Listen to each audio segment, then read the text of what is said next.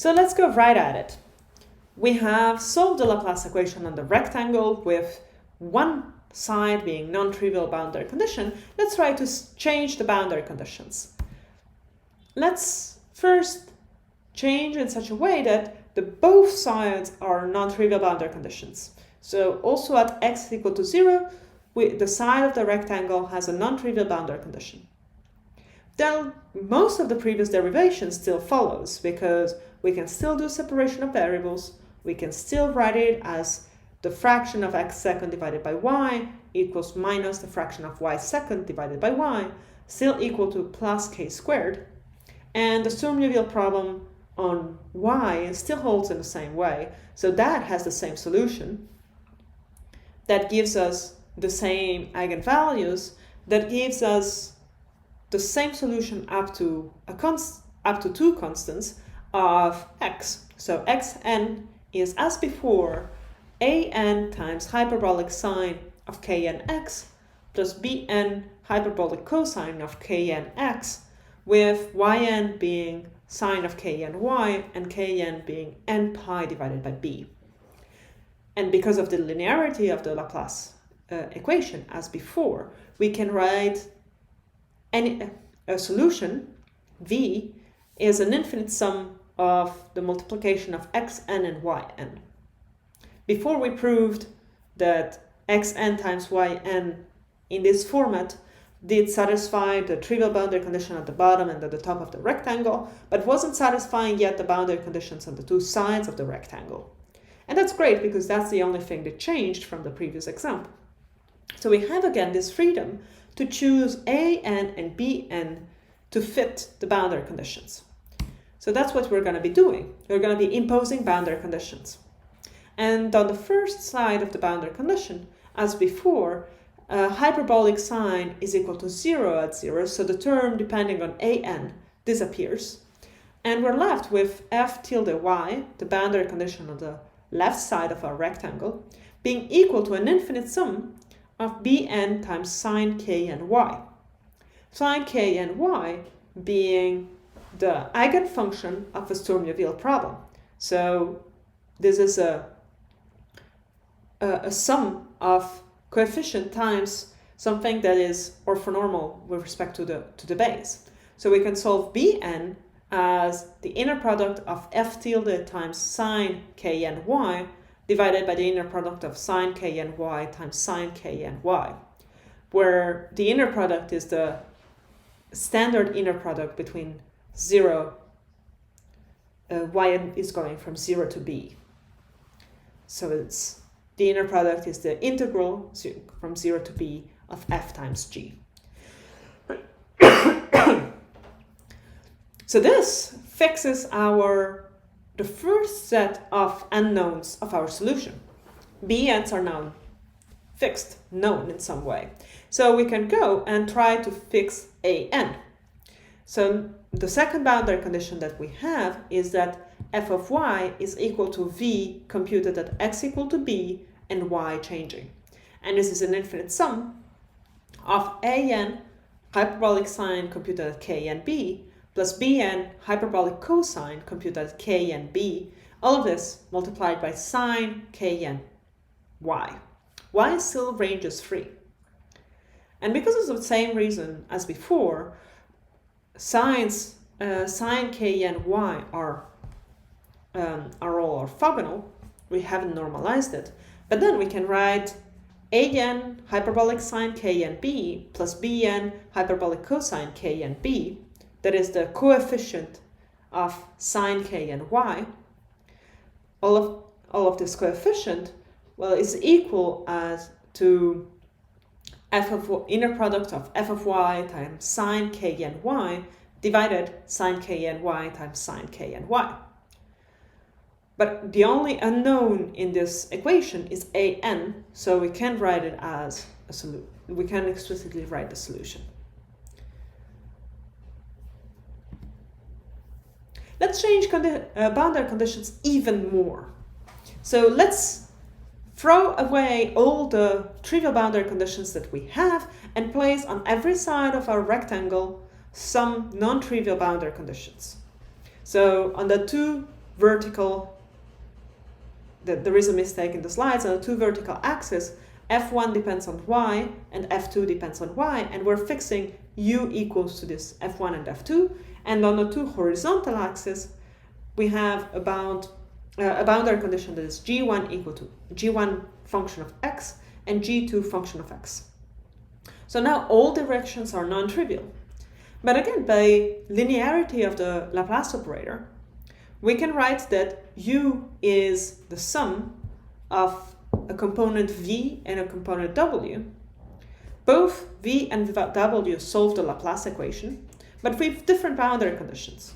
V will have zero boundary condition at the bottom and at the top of the rectangle, and w will have zero boundary condition at the right side and on the left side of the rectangle, while the non-zero boundary conditions on both cases are the same as the merged problem. So U has non-trivial boundary conditions on four sides. V has non-trivial boundary conditions only at two opposite sides, and this is exactly the problem that we just solved. And W has zero boundary conditions on the two sides of the rectangle, but non-zero at the bottom and the top. By linearity of the Laplace operator, if V and W solve the Laplace equation, then V plus W also solve the Laplace equation. And by linearity of the boundary conditions, if V plus W solves the sum of the boundary conditions, and because we chose some of them to be trivial, then we retrieve what we were looking for. So let's look a little bit at W, that is the shifted with respect to what we did before. So we have delta W equals to 0 in 0a times 0b, that is the rectangle. W at 0, y and at a, y, so at the two vertical axes, vertical bounds of our rectangle, we place it equal to 0. W at x, 0, so at the bottom of our rectangle, we set it at equal to g1, function of x. And at the top of our rectangle, we have w, x, b, and we have another, set it equal to another function, g2 of x. By the same approach as we did before, we apply separation of variables, and we retrieve the same structure as we did before. So x second divided by x is equal to minus y second divided by y. And we set this equal to a constant. Which sign shall we put in front of the constant? Well, the sign we're going to be choosing is the one that matches the best with the Sturm-Liouville problem that we want to choose. And in this case, the Sturm-Liouville problem that we want to choose is the one in the x direction, because there, in the horizontal direction, we go from a trivial boundary condition to another trivial boundary condition. So that is the Sturm-Liouville problem that we want to write down. In the vertical direction, we don't have a Sturm-Liouville problem. So we want to choose a negative sign in front of the k squared, such that I can rewrite it as x second plus k squared x equal to 0, and boundary condition trivial at 0 and a. If we make this choice of the sign of k squared, then it flows very naturally. Because we haven't defined k squared, we still have a lot of freedom. If you choose the opposite sign, you just have to be more careful about what k squared is. It could have an imaginary component. It could be completely imaginary. But you can still follow the same steps. You just have to be careful about what you're requesting k to be. So in this case, because of the Sturm-Liouville problem, we know that k squared is equal. It's in the real axis, and even more, we'll notice that k squared needs to be positive, so k is real. If we had chosen the opposite sign of k, we would just find out that k is purely imaginary and k squared has a negative sign in front of it. Both our options is just Which one is the path of least resistance of the problem? Which one is the thing that would give you the easiest time when you're computing the eigenpairs of the Sturm-Liouville problem?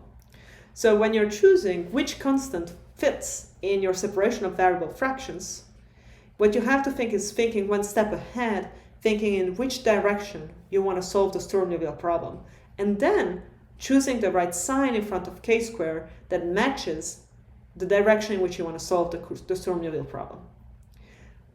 Note as well that here we have made a choice, and we have kept it consistent, to put the minus sign in front of the y squared divided by y fraction. We could put the minus sign on the other side, and then we would have a different choice of k squared. So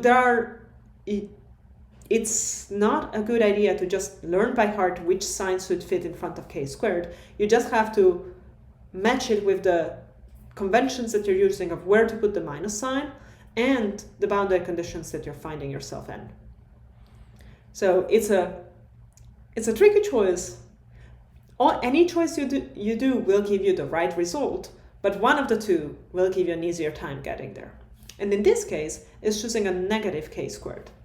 Now we have a Sturm-Liouville problem for x, and we can solve it, and as previously, we can find that kn is n pi divided by a, so you notice is a real number, so that choice of sign allowed us to find a strictly positive real number.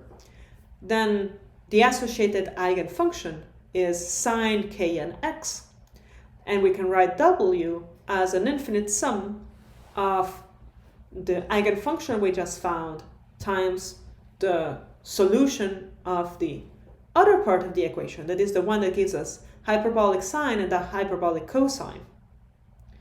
And then we can use the non-trivial boundary conditions to determine all these coefficients of all the hyperbolic sines and cosines.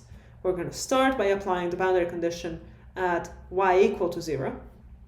That makes our hyperbolic sine disappear. Then we can find an, and then we can find bn.